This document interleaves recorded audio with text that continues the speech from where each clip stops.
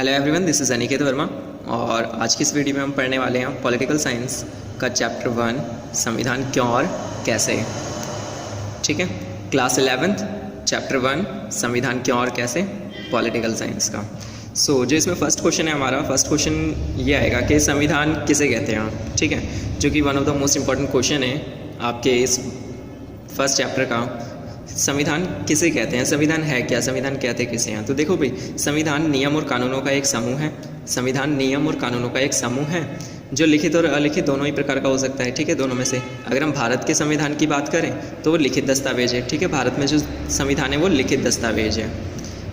अब संविधान में होता क्या है, संविधान में नियम लिखे जाते हैं कि भाई हमारे भारत में कौन कौन से नियमों को अपनाया गया है, कौन से नियम है हमारे भारत में, कौन से कायदे कानून, सरकार की शक्तियाँ क्या हैं, हमारे देश में कौन अर्थव्यवस्था का कौन सा मॉडल अपनाया गया है, हमारे क्या अधिकार हैं। जैसे हमारे को कितने अधिकार मिले हैं, हमारे कितने मौलिक अधिकार हैं, 6 मौलिक अधिकार हैं, जैसे समानता, स्वतंत्रता।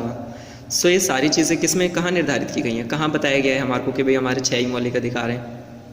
तो ये सभी चीज़ें संविधान में लिखी गई हैं।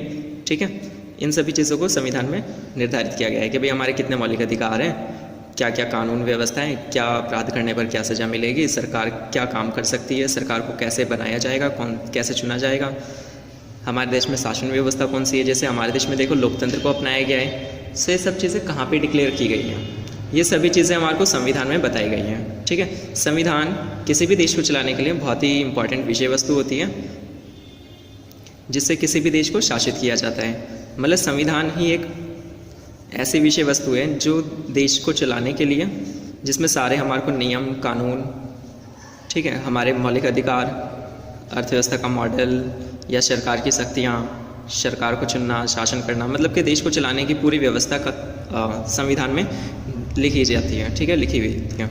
अब देखो, जैसे मैंने यहाँ पे बताया था कि भाई संविधान लिखित और अलिखित दोनों प्रकार का हो सकता है। तो भारत में तो लिखित संविधान है। अगर हम अलिखित संविधान की बात करें तो ये ब्रिटेन में मिल जाएगा हमारे को। ब्रिटेन में मौखिक संविधान है जबकि भारत में लिखित संविधान है। आई होप कि आपको संविधान का मतलब समझ में आ गया होगा। अगर फिर भी कोई डाउट रह जाता है तो आप कमेंट सेक्शन में लिख के बता सकते हो। नेक्स्ट क्वेश्चन जो आता है, अब देखो हमें संविधान की क्या आवश्यकता है। अगर आपने पहला वाला क्वेश्चन ढंग से क्लियर कर लिया होगा कि संविधान होता क्या है, सो आप इजीली समझ सकते हो कि हमें संविधान की क्या आवश्यकता है। अभी देखो, अगर संविधान है देश में, मतलब कि कानून है, नियम है, बिना नियम कानून के तो देश चल ही नहीं सकता ना। अब जैसे हमारे देश में लोकतंत्र को अपनाया गया है तो ये संविधान में तो जिक्र किया गया है इसका। तो संविधान ही हमारे को बताता है कि देश को कैसे चलाना है। अगर संविधान ही नहीं होगा तो देश को कौन चलाएगा, क्या नियम होंगे, क्या कानून होंगे। बिना कानूनों के कोई कैसे मतलब कल्पना कर सकता है कि वहाँ पे लोग शांति से रह सकते हैं। ठीक है, बिना नियमों के कुछ अपराध भी हो सकते हैं, कुछ भी हो सकता है। संविधान हमारे लिए बहुत ज़रूरी होता है। तो यहाँ पे देखो कुछ बेसिक पॉइंट्स हैं जो आप इजीली याद कर सकते हो। जैसे फर्स्ट यहाँ पे दे रखा है, देश में शासन व्यवस्था चलाने के लिए। हमारे देश में शासन व्यवस्था कौन चलाते हैं, देखो मतलब हमारे देश में लोकतंत्र को अपनाया गया है, सरकार द्वारा देश पे शासन किया जाता है और सरकार कौन चुनता है, आम जनता। तो ये सभी चीज़ें संविधान में निर्धारित की गई हैं। नेक्स्ट है देखो तालमेल बनाने के लिए। हमारे देश में अब जैसे हमारा देश, अगर हम भारत की बात करें, भारत जो है विविधताओं से भरा हुआ देश है जिसमें अलग अलग भाषाएँ बोली जाती हैं, अलग अलग पहनावे हैं, अलग अलग लोग हैं, धर्म हैं, जाति हैं। इन सब के बीच में तालमेल बनाने के लिए, ताकि लोगों में आपस में लड़ाई झगड़ा ना हो, सब लोग एक साथ मिल कर के रहें, इसके लिए हमें संविधान की आवश्यकता होती है। नेक्स्ट है कानून व्यवस्था बनाए रखने के लिए। कानून व्यवस्था बनाए रखने के लिए हमारे को संविधान की आवश्यकता होती है कि कौन कौन से हमारे देश में कानून हैं। ठीक है, अगर हमें कानून व्यवस्था बनाए रखनी है तो हमें संविधान की आवश्यकता पड़ती है। नेक्स्ट आता है, इसमें देखो देश के विकास में भी इसका योगदान है, क्योंकि जैसे अभी हमने ऊपर देखा था कि भाई इसमें अर्थव्यवस्था का मॉडल अपनाया जाता है कि हमारे देश में अर्थव्यवस्था का कौन सा मॉडल है। अगर हमारे देश में सही अर्थव्यवस्था का मॉडल अपनाया गया है तो हमारा देश विकास करेगा। हमारे देश में मतलब जो नियम कानून है वो सही है तो हमारा देश विकास करेगा।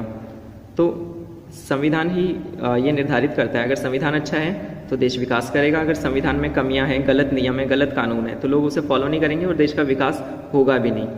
तो देश का अगर विकास हम चाहते हैं कि अभी देश का विकास हो, तो उसके लिए सबसे इंपॉर्टेंट चीज़ है कि हमारे देश का संविधान अच्छा होना चाहिए। नेक्स्ट है देखो सरकार की शक्तियों पर सीमाएं लगाने के लिए। अब जैसे हमारे देश में शासन कौन करता है, सरकार करती है। अब सरकार तो कोई सा भी नियम बना सकती है, हमारे अधिकारों को भी छीन सकती है, बहुत काम कर सकती है। लेकिन संविधान में सरकार को जो है ना शक्तियाँ लिमिटेड दी गई हैं। लिमिटेड यानी कि सीमित शक्तियाँ दी गई हैं। मतलब कि सरकार वहीं तक कानून बना सकता है जहाँ पे हमारे अधिकार नहीं है। जहाँ पे हमारा अधिकार आ जाएगा वहाँ पे सरकार कानून नहीं बना सकती। ना तो सरकार हमारे से स्वतंत्रता छीन सकती, ना समानता का अधिकार, तो जो हमारे अधिकार हैं वो छीन नहीं सकती सरकार। सो इसलिए संविधान ही निर्धारित करता है कि सरकार के पास कौन सी शक्तियाँ होंगी और कौन सी नहीं होंगी। ठीक है, सो एक एक करके देखो, जैसे हम देख लेते हैं। देश में शासन व्यवस्था चलाने के लिए, अलग अलग धर्म जाति के लोगों के बीच में तालमेल बनाने के लिए, कानून व्यवस्था बनाए रखने के लिए, देश के विकास के लिए, सरकार की शक्तियों पर सीमाएं लगाने के लिए, और लास्ट वाला जैसे यहाँ पे दे रखा है सरकार, समूह, संगठन के बीच तालमेल बनाने के लिए। ठीक है, जैसे हमारे देश में 3 संस्थाओं को चुना गया है, जैसे विधायिका, कार्यपालिका और न्यायपालिका, तो इनके बीच में भी तालमेल बनाने के लिए संविधान की आवश्यकता होती है। सो आई होप कि आपको ये 2 क्वेश्चंस इजीली क्लियर हो गए होंगे। अब हम देख लेते हैं नेक्स्ट थर्ड इम्पॉर्टेंट क्वेश्चन। जो हमारा थर्ड क्वेश्चन है सिंपल सा एकदम। देखो, भारतीय संविधान कब बना और कब लागू हुआ? सो भारतीय संविधान 26 नवंबर 1949 को बन गया था। 26 नवंबर 1949 1949 को ये बन चुका था और 26 जनवरी 1950 को इसे लागू किया गया था 2 महीने बाद। ठीक है, अब देखो क्वेश्चन ना कई बार पेपर में ये भी आ जाता है, बच्चे कंफ्यूज हो जाते हैं कि भारतीय संविधान कब पारित हुआ। सो बच्चों को ये समझ में नहीं आता भाई पारित में हम 26 नवंबर लिखे, मतलब पारित का मतलब क्या है? तो देखो पारित का मतलब है कि वो कब बन गया था, उस पर कब हस्ताक्षर कर दिए गए थे। सो हमारा जो संविधान है वो 26 नवंबर 1949 को बन गया था, यानी पारित हो गया था। तो अगर क्वेश्चन में आता है कि भाई भारतीय संविधान कब पारित हुआ, सो आपको कौन सी डेट लिखनी है? 26 नवंबर 1949। और अगर आता है कि भारतीय संविधान कब लागू हुआ, तो 26 जनवरी 1950 लिखना है वहाँ पे आपको। नेक्स्ट क्वेश्चन हम देख लेते हैं, भारतीय संविधान को बनने में कितना समय लगा? सो 2 साल 11 महीने और 18 दिन का कुल समय लगा था हमारे भारतीय संविधान को बनने में, या लगभग आप 3 साल भी कह सकते हो इसे। ठीक है, नेक्स्ट क्वेश्चन है हमारा 5th क्वेश्चन, भारतीय संविधान में कितने अनुच्छेद, भाग या अनुसूचियाँ हैं? सो ये हम देख लेते हैं कि भाई भारतीय संविधान में कितने अनुच्छेद हैं, कितने भाग हैं। सो हमारे भारतीय संविधान में प्रस्तावना या उद्देशिका कहें, ठीक है, दोनों एक ही चीज़ें हैं। कितनी है ये? 1 है।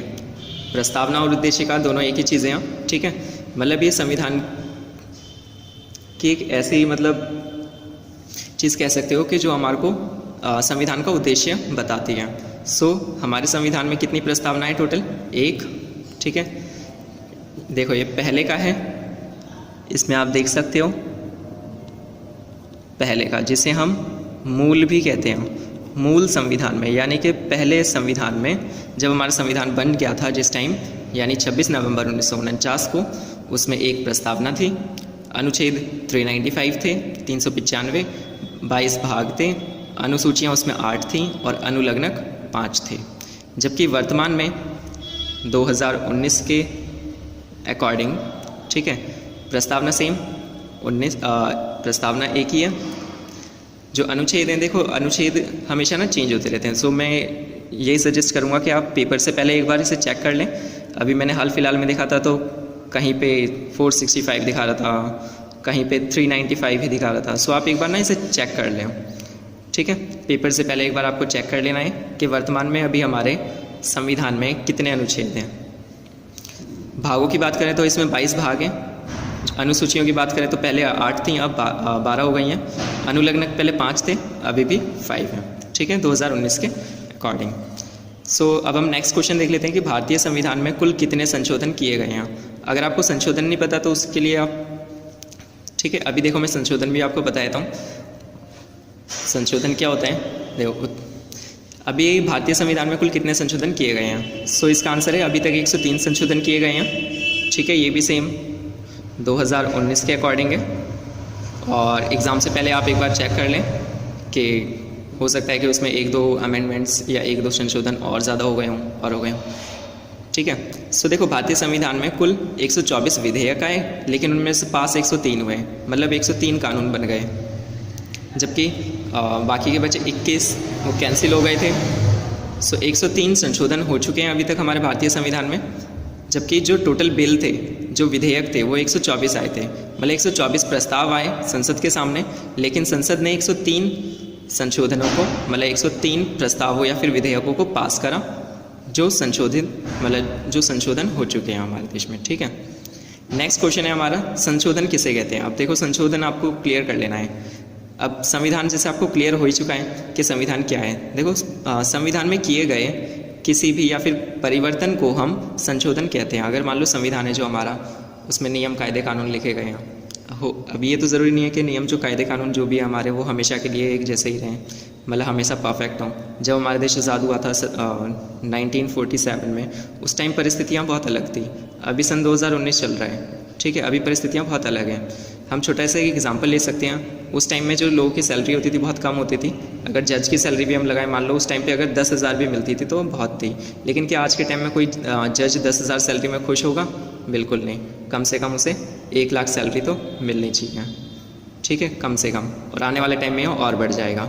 सो क्या होता है, देखो जो नियम कायदे कानून होते हैं ना, ये चेंज होते रहते हैं समय के साथ साथ, परिस्थिति के साथ साथ। तो जो सिचुएशन 1947 में थी वो सिचुएशन अब तो नहीं है। ठीक है, तो अभी काफ़ी सारे रूल्स ऐसे भी होंगे जिन्हें बदलना पड़ा होगा। सो यही होता है संशोधन। ठीक है, संविधान में किए गए परिवर्तन को संशोधन कहते हैं। अब देखो पुराने कानूनों को निरस्त करना मतलब कि उसे हटा देना।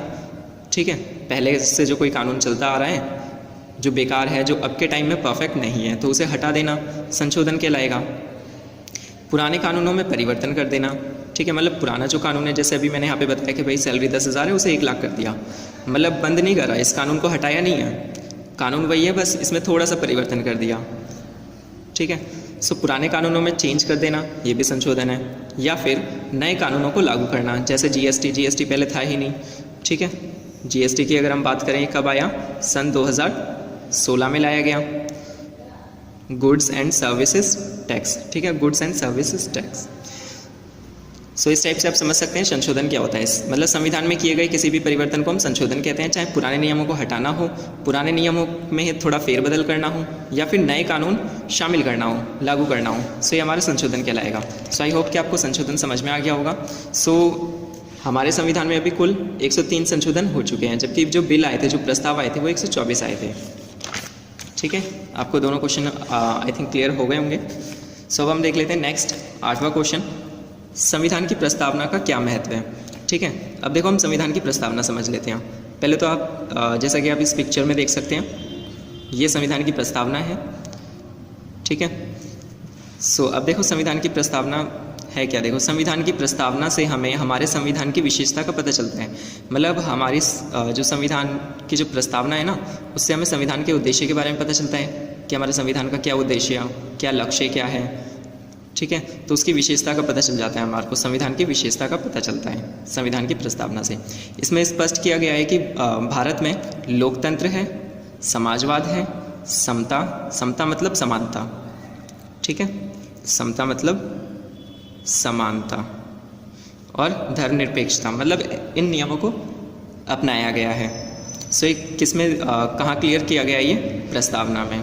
सो प्रस्तावना हमारे को स्पष्ट कर देती है कि संविधान की विशेषता क्या है, संविधान में किन नियमों को रखा गया है, जैसे कि लोकतंत्र, किन नियमों को निर्धारित किया गया है, अपनाया गया है, जैसे इस लोकतंत्र, समाजवाद, समता, ठीक है, यह धर्मनिरपेक्षता। ये हमारे संविधान का उद्देश्य और उसकी एक छवि या फिर एक झलक ना प्रस्तुत करता है। मतलब ये एक उद्देश्य बता देता है कि भाई देखो, जैसे संविधान की प्रस्तावना को उद्देशिका भी कहा जाता है। ठीक है, संविधान की प्रस्तावना को उद्देशिका, तो उद्देशिका से आप समझ सकते हो कि भाई उसका उद्देश्य कि हमारे संविधान का क्या उद्देश्य, क्या लक्ष्य क्या है उसका। ठीक है, नेक्स्ट क्या है, इसे संविधान की कुंजी भी कहा जाता है और इसे संविधान की आत्मा भी कहा जाता है। ठीक है, लोग इस संविधान की प्रस्तावना को संविधान की आत्मा भी कहते हैं, जबकि डॉक्टर भीमराव अंबेडकर, ठीक है, doctor B.R. Ambedkar, doctor B.R. Ambedkar जो हैं संविधान की आत्मा जो है वो हमारे मौलिक अधिकार है जो 6, उनमें जो लास्ट वाला है ना, संवैधानिक उपचारों का अधिकार, उसे संविधान की आत्मा कहते हैं, जबकि बाकी सभी लोग संविधान की आत्मा प्रस्तावना को कहते हैं। सो आप ऑलमोस्ट आपको एक क्लेरिफिकेशन हो गई होगी कि प्रस्तावना होती क्या है, मतलब प्रस्तावना है क्या, जो हमारे संविधान में जो उद्देश्य लिए गए हैं ना, जिन प्रावधानों को लिया गया है, तो उसकी एक झलक हमारे को मिल जाती है प्रस्तावना में। अब हम नेक्स्ट क्वेश्चन देख लेते हैं। सो हमारा जो 9th क्वेश्चन है वो है संविधान सभा की पहली, दूसरी और तीसरी बैठक कब हुई, इसका बहिष्कार किसने किया था। तो देखो पहली बैठक जो हुई थी ये देश आज़ाद होने से पहले यानी 9 दिसंबर 1946 को हुई थी, जिसका नेतृत्व किसने किया था, डॉक्टर सच्चिदानंद सिन्हा ने किया था, जो अस्थायी अध्यक्ष थे उस टाइम पे। दूसरी बैठक हुई थी 11 दिसंबर 1946 को, जिसमें डॉक्टर राजेंद्र प्रसाद के नेतृत्व में की गई थी, ठीक है, और इसमें ये स्थायी अध्यक्ष थे। तीसरी बैठक हुई थी 13 दिसंबर 1946 को, जब नेहरू जी उद्देश्य प्रस्ताव लाए थे बैठक में। सो ये थी हमारी 3 बैठक। अब जैसे इसमें नेक्स्ट क्वेश्चन क्या दे रखा है कि इसका बहिष्कार किसने किया था। देखो जब हमारा देश आज़ाद हुआ था तो जैसे कि हमें पता है कि भाई इंडिया पाकिस्तान 2 बंटवारे हो गए थे, तो जो जितने लोग भी चुने गए थे ना उसमें, उनमें से जो लोग पाकिस्तान की साइड गए, मतलब कि जो मुस्लिम लीग था उन्होंने पाकिस्तान की मांग करी थी, तो संविधान सभा को छोड़कर मतलब वो अब पाकिस्तान में चले गए थे। सो मुस्लिम लीग ने इसका बहिष्कार किया, उसने अपने लिए अलग देश की मांग की थी क्योंकि पाकिस्तान की। अब नेक्स्ट आ जाता है, देखो भारतीय संविधान सभा का स्वरूप क्या था, मतलब जो भारतीय संविधान सभा थी, संविधान सभा उसमें कितने लोग थे, किन किन को शामिल किया गया था। सो देखो जब भारत का विभाजन नहीं हुआ था, विभाजन होने से पहले जब लोगों को चुना गया था, तो जो निर्वाचित सदस्य थे टोटल वो 292 थे, ठीक है, अलग अलग प्रांतों से चुने गए थे। 4 जो थे, अब देखो 4 लोग जो थे वो ब्रिटिश प्रांतों से चुने गए थे, ठीक है। नेक्स्ट है देसी रियासतों से 93 चुने गए थे, ठीक है। अंग्रेज़ों का शासन हर जगह नहीं था, कहीं कहीं काफ़ी जगह ऐसी थी जहाँ पे देसी रियासतें थी, तो वहाँ से 93 सदस्य चुने गए थे संविधान सभा के लिए। और इसी तरीके से कुल सदस्य संख्या कितनी हो गई थी, 389 हो गई थी, ठीक है। ये उस टाइम का है जब भारत का विभाजन नहीं हुआ था, उस टाइम सदस्य संख्या कुल 389 हो गई थी। लेकिन जब भारत का विभाजन हो गया, यानी अब विभाजित भारत में देखो 14 अगस्त 1947 को कुल सदस्य संख्या 299 रह गई, क्योंकि जो मुस्लिम लीग के सदस्य थे उन्होंने संविधान सभा का बहिष्कार करके वो पाकिस्तान की मांग रखी थी उन्होंने अलग देश की, सो वो वहाँ चले गए थे, ठीक है। जबकि 26 नवंबर 1947 को जब भारतीय संविधान पारित हो गया, ठीक है, भारतीय संविधान जब पारित हो गया यानी कि वो बन गया, तो उस पर 284 सदस्यों के हस्ताक्षर थे। देखो इन शॉर्ट समझ लेते हैं, जब संविधान बनना शुरू हुआ 14 अगस्त 1947 को कुल सदस्य 299 थे, लेकिन जब संविधान बन गया उस टाइम 284 थे, यानी 15 सदस्य कम हो गए थे, ठीक है। आई होप कि आपको मतलब ये क्वेश्चन क्लियर हो गया होगा भारतीय संविधान सभा का स्वरूप। नेक्स्ट देख लेते हैं अब हम भारतीय संविधान की क्या विशेषता है। भारतीय संविधान की क्या विशेषताएं, देखो पहली विशेषता है कि भाई ये दुनिया का सबसे बड़ा लिखित संविधान है, ठीक है, दुनिया का सबसे बड़ा लिखित संविधान है जिसमें 395 अनुच्छेद लिए गए। अब तक का दुनिया का कोई भी ऐसा संविधान नहीं है जिसमें 395 आर्टिकल्स हों। सो ये दुनिया का सबसे बड़ा संविधान है, लिखित संविधान है वो भी, ठीक है। नेक्स्ट क्या है, दुनिया सबसे सफल संविधान है। कई देशों में ना संविधान आए, बेकार थे, उन्हें हटा दिया गया, ठीक है, लेकिन भारत का संविधान कब 26 नवंबर 1949 में बना था और 26 जनवरी 1950 को ये लागू हुआ था, ठीक है। और 1950 से लेकर ये आज तक काम कर रहा है, ठीक है, आज तक मतलब अस्तित्व में, मतलब सो आप ये कह सकते हो कि सबसे सफल संविधान है। मतलब अगर बेकार संविधान होता तो भाई कब का हटा दिया जाता है इसे, लेकिन अभी तक ये अस्तित्व में है, अभी तक ये मतलब इसके नियमों को फॉलो किया जाता है। सो इतना अच्छा संविधान है हमारा, सबसे सफल संविधान है, सक्सेसफुल। अब देखो नेक्स्ट, ना तो ज़्यादा कठोर है ना ही ज़्यादा लचीला है। कठोर का मतलब होता है कि इसमें कोई नियम चेंज नहीं किया जा सकता, तो ना तो ये ज़्यादा कठोर है, यानी कि ऐसा नहीं है कि इसमें कोई नियम चेंज नहीं किया जा सकता, मतलब चेंज हो सकता है, ठीक है। जैसे हमने अभी पीछे देखा था कि भाई अगर जज की सैलरी कम है, पहले के टाइम पे कम थी, अब हमने बढ़ा दी, सो लचीला है यानी कि, ठीक है। तो ज़्यादा कठोर नहीं है, इसमें चेंजेस किए जा सकते हैं। दूसरा क्या है, ना ही ज़्यादा लचीला है, इतना भी लचीला नहीं है कि भाई इसमें कोई भी आसानी से एकदम संशोधन कर दे, ठीक है। तो संशोधन इसमें किया भी जा सकता है, मतलब कि लचीला है, और इतना भी लचीला नहीं है कि बहुत आसानी से उसमें कोई भी मतलब चेंजेस कर सके। नेक्स्ट क्या है, सार्वभौमिक व्यस्क मताधिकार को अपनाया गया है हमारे संविधान में। मतलब जो भी 18 साल का हो जाएगा व्यस्क हो जाएगा। व्यस्क मतलब क्या होता है, एडल्ट, ठीक है। जो भी 18 साल का हो जाएगा पूरे भारत में, वो कहीं भी रहता हो, कोई भी हो, ठीक है, मेन है उसे 18 साल का होना चाहिए। अगर वो 18 साल का हो जाता है तो वो वोट देने के लायक हो जाता है, ठीक है, वो वोट देने का अधिकार रखता है, फिर चाहे वो कोई भी हो, और सबके वोट की वैल्यू बराबर होती है। नेक्स्ट देखो, स्वतंत्र और निष्पक्ष चुनाव व्यवस्था। हमारे देश में स्वतंत्र और निष्पक्ष चुनाव व्यवस्था को अपनाया गया है। स्वतंत्र यानी फ्री है, मतलब एकदम फ्री तरीके से चुनाव किए जाते हैं, किसी पे कोई प्रेशर नहीं डाला जाता, लोग अपनी मर्जी से जिसको चाहें उसको वोट दे सकते हैं। निष्पक्ष मतलब एकदम फेयर, निष्पक्ष मतलब फेयर, मतलब इसमें कोई गड़बड़ी नहीं होती है, कोई धांधली नहीं होती है, ठीक है, एकदम क्लियर तरीके से चुनाव करवाए जाते हैं, जिसको जनता वोट देती है वही नेता बनता है। नेक्स्ट क्या है, देखो, लोकतांत्रिक शासन व्यवस्था को अपनाया गया है। हमारे देश में डेमोक्रेसी है, यानी कि लोगों का शासन है। नेक्स्ट है धर्मनिरपेक्षता के सिद्धांत को अपनाया गया है। धर्मनिरपेक्षता मतलब कि सभी के धर्मों को बराबर की वैल्यू दी गई है, ना तो किसी का धर्म बड़ा है और ना ही किसी का धर्म छोटा है, सभी के धर्म बराबर हैं। जैसे हम अब देख सकते हैं भाई, इंडिया में मंदिर भी हैं, मस्जिद भी हैं, गुरुद्वारे भी हैं, चर्च भी हैं, सो सभी धर्मों को इक्वलिटी दी गई है। सो ये हमारे भारतीय संविधान की विशेषताओं में आ जाएगा। सो अभी हम नेक्स्ट देख लेते हैं, लास्ट इम्पॉर्टेंट क्वेश्चन, ठीक है। अब देखो, भारतीय संविधान हमने देख लिया भाई, भारतीय संविधान बहुत अच्छा है, ठीक है, इतना बढ़िया संविधान है, अभी तक काम कर रहा है, सफल है, सबसे बड़ा संविधान है, उसमें चेंजेस भी किए जा सकते हैं और आसानी से भी नहीं होते कि ताकि कोई उसको मतलब गलत तरीके से उसमें कभी भी कोई संशोधन कर सके। सो देखो, नेक्स्ट क्वेश्चन हम देख लेते हैं कि भारतीय संविधान को उधार का थैला क्यों कहा जाता है। क्या? उधार का थैला, उधार का थैला क्यों कहा जाता है हमारे संविधान को? इसकी बुराइयाँ होती है, पता है आपको, भारतीय संविधान की बहुत बुराइयाँ होती हैं। काफ़ी लोग ये कहते हैं कि भाई भारतीय संविधान का भारतीय जो संविधान है ना, वो भारत का तो है ही नहीं, वो तो दूसरे देशों से उधार लिया गया है, ठीक है। अब देखो, भारतीय संविधान को उधार का थैला इसलिए कहा जाता है क्योंकि भारतीय संविधान में अन्य कई देशों से प्रावधान उधार लिए गए हैं। मतलब कि जो कई अच्छे अच्छे नियम है ना, वो हमारे खुद से बनाए हुए नहीं हैं, हम दूसरे देशों में से मतलब वो कॉपी किए गए हैं, एक तरीके से हम कह सकते हैं कि वो कॉपी करा है, उधार लिया गया है। जैसे कि यहाँ पे देखो कुछ एग्जाम्पल लिख रखे हैं मैंने, जो आपको आपकी बुक में भी मिल जाएंगे। जैसे अमेरिका से हमने मौलिक अधिकार लिया, हमारे 6 मौलिक अधिकार हैं, ठीक है, समानता, स्वतंत्रता और आदि। सो ये जो अधिकार है हमारे मौलिक अधिकार, ये कहाँ से कॉपी किए गए भाई? अमेरिका से। सो लोग इसकी बुराई करते हैं। नेक्स्ट, सोवियत संघ से हमने मौलिक कर्तव्य लिए, ड्यूटीज़, फंडामेंटल ड्यूटीज़। नेक्स्ट क्या है, दक्षिण अफ्रीका से हमने क्या लिया? संशोधन की प्रक्रिया। जो हमारा संविधान इतना अच्छा है ना कि वक्त टाइम टाइम पर उसमें नियम कायदे चेंज किए जाते हैं। सो ये प्रक्रिया कहाँ से ली हमने, कहाँ से कॉपी किया? दक्षिण अफ्रीका से, ठीक है। ऐसा लोग बोलते हैं कि मतलब ये कॉपी कर रखा है, मतलब ये हमारे देश का खुद का तो है ही नहीं अपना संविधान। आयरलैंड से क्या लिया? राज्य के नीति निर्देशक तत्वों को लिया गया।